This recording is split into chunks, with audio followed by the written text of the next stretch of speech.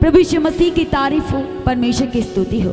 एक सिस्टर का नाम शालू है और ये सिस्टर यूपी से है और ये सिस्टर परमेश्वर की हजूरी के साथ, यानी कि the God of haven church के साथ, परमेश्वर की जीवित सामर्थ और पाक भरी हजूरी के साथ, परमेश्वर की हजूरी के साथ ये सिस्टर 2023 से कनेक्ट हुए और लगातार संगति करते गए।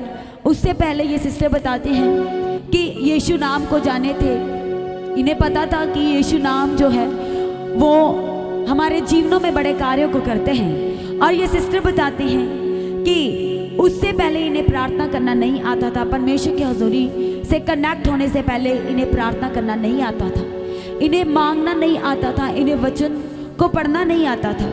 और ये सिस्टर बताते हैं कि जब 2023 से ये कनेक्ट हुए तो परमेश्वर ने इनके जीवन में अपनी महिमा को प्रकट करना शुरू किया। और ये सिस्टर बताते हैं कि उससे पहले 2021 में ये सिस्टर बहुत ज़्यादा बीमार रहने लगे और बताते हैं कि 8 साल से इस सिस्टर को लगातार 24 घंटे का सर दर्द रहता था।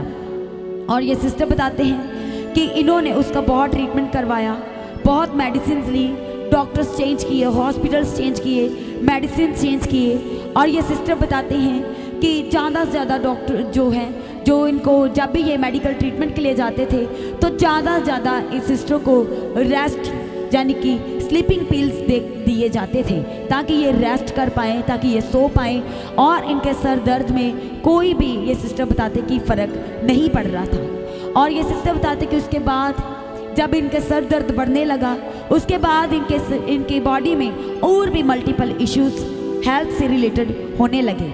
और ये सिस्टर बताते हैं कि 2021 में इन्होंने एक्सरे करवाया और डॉक्टर ने इनकी स्पाइन का एक्सरे कराने के लिए सजेस्ट किया। और जब ये बताते कि एक्सरे करवाया गया 2021 में, तो जब चेकअप के लिए गए तो डॉक्टर ने इन्हें ये बताया, पूरी टीम बैठी थी, तो बताया गया कि आपकी जो स्पाइन है उसमें स्वेलिंग है।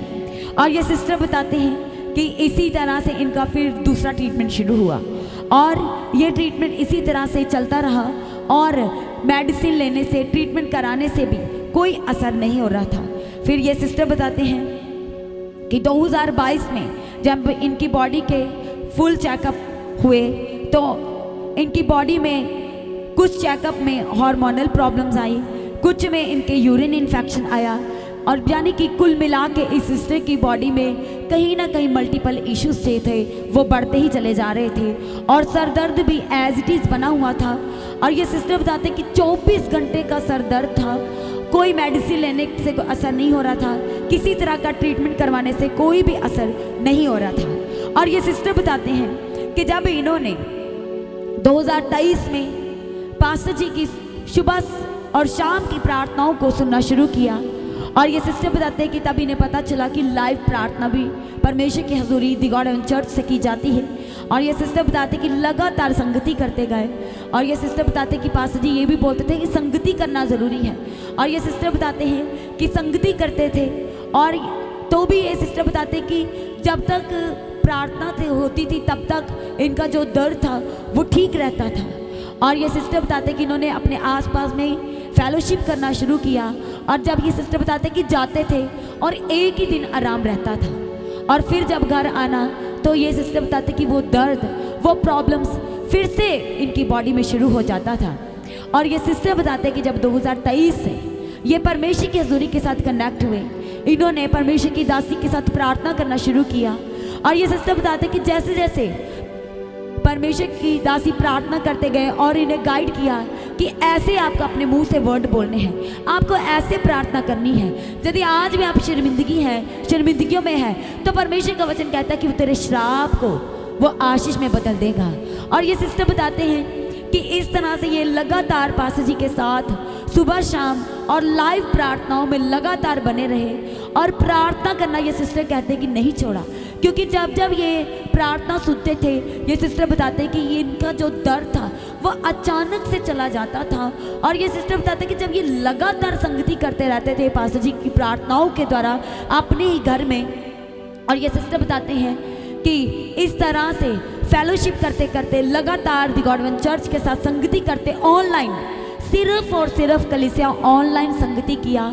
और ये सिस्टर बताते हैं कि कुछ समय, कुछ दिन, फिर कुछ हफ्ते, कुछ महीना, कुछ इस तरह से ये सिस्टर बताते हैं कि इन्होंने ये महसूस किया और ये भूल भी गए थे कि इनके सर में कोई दर्द भी था।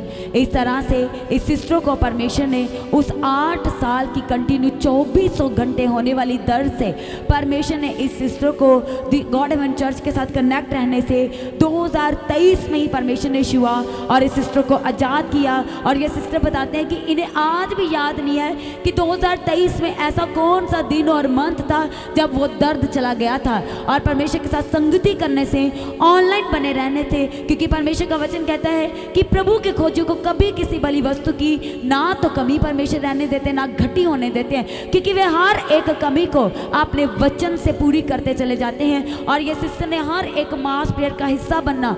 और जैसे जैसे पास्टर जी बोलते थे कि जो भी आपके बॉडी में अभी तक वो प्रॉब्लम बनी हुई है, आज ही उसे डांटो, गुस्से से डांटो, उस पर गुस्सा करना है। उसे आपको कहना नहीं है कि जा, बल्कि आपको कहना है जा, पर गुस्से से कहना है। ये सिस्टर कहते हैं कि इन्होंने ठीक इसी तरह से किया और परमेश्वर ने इस सिस्टर को 8 साल की उस सर दर्द से और स्पाइन की प्रॉब्लम से, हार्मोनल प्रॉब्लम से और यूरिन इन्फेक्शन से इस सिस्टर को परमेश्वर ने परमानेंट आज़ाद कर दिया है। जोरदार ताली के साथ कलीसिया परमेश्वर का धन्यवाद करें।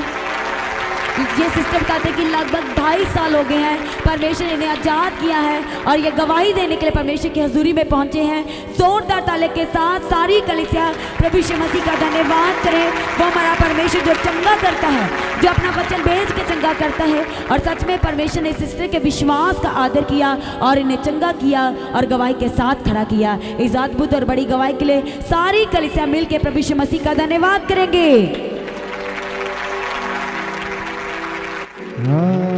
लाठी लाठी मूसा वाली सागर ते पई, पानियां दी कंध बन गई। लाठी मूसा वाली सागर ते पई, पानियां दी कंध बन गई। लाठी मूसा वाली सागर ते पई, पानियां दी कंध बन गई। लाठी मूसा वाली सागर ते पई, पानियां दी कंध बन गई।